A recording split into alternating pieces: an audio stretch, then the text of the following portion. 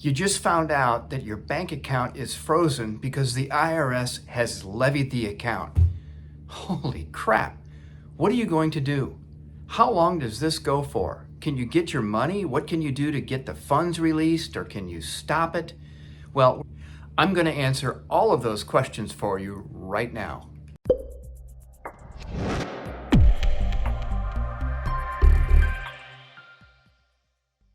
Hi, I'm Jim Flauaus. As an enrolled agent, I'm federally authorized to represent taxpayers before the Internal Revenue Service in all 50 states.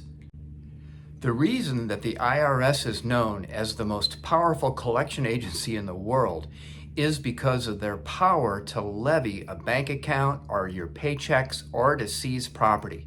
They don't have to go to court for the right to do so. A levy can be issued by the IRS after three things happen. First of all, an assessment has been made on a balance due. Second of all, the IRS sends out a notice in demand for payment. And then third, the IRS sends out a notice of an intent to levy, typically by certified mail. This levy is generally a result of the fact that you haven't been paying attention to notices the IRS has been sending you. Or maybe you've moved and they've been sending the notices to the wrong address. But the bottom line is the IRS collection process makes them send out multiple letters, generally over a 4 or 5 month period. If you don't pay attention to the letters or set up some type of program to resolve your debt, they're going to send you a final notice of intent to levy. And after that, fair game. They can levy your bank account, your paycheck, or seize property.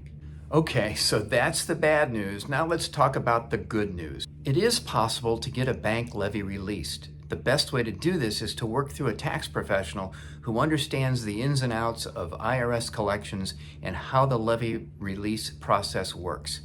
Essentially, when the bank got the levy notice from the IRS, whatever money you had in the account, if it was less than what you owed, let's say you had $4,000 in the account, you owed the IRS $10,000.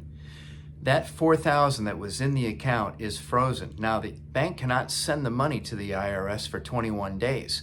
Now, you can continue actually to do business in and out of this bank account.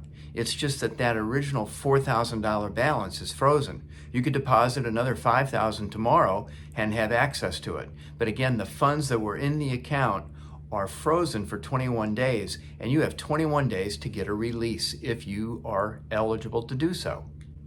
I say if you're eligible because under normal circumstances, taxpayers do not qualify to get a release of a bank levy.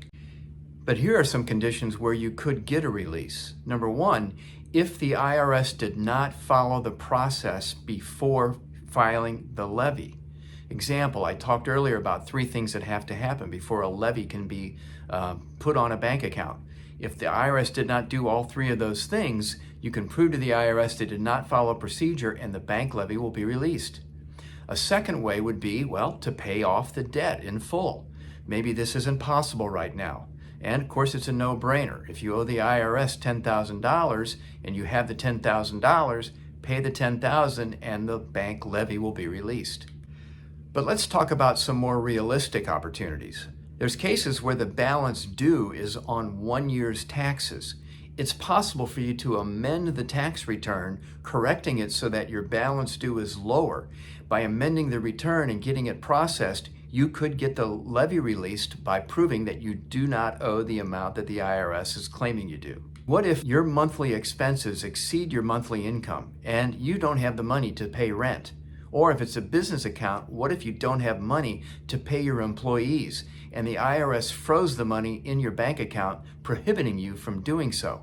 Then you can make a case before the IRS with professional help that you need these funds and that you should have them and the bank should release the money back to you and not pay the IRS the levy amount. Don't forget, if you owe the state on taxes, the state can levy your paycheck or your bank account as well.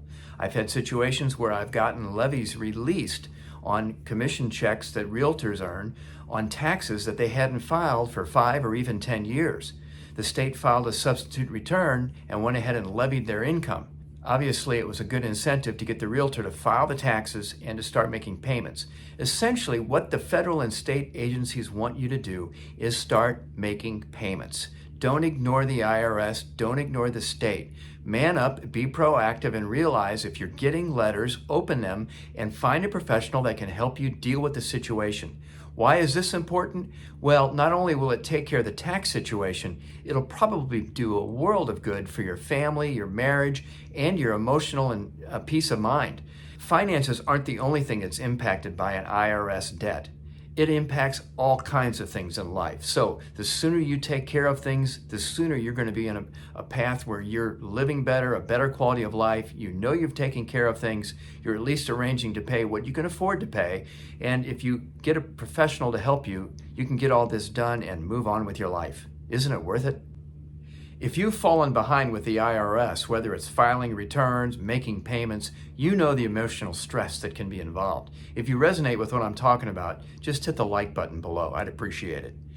Well, I hope this gives you some ideas of what can be done to resolve the problem of having a levy on your bank, your paycheck, your 1099 commission check, and so on. There are ways to release the levy, and if you get professional help, you'll do yourself a world of good and your family. I'm Jim Flauaus. That's it for this time. We'll see you next time.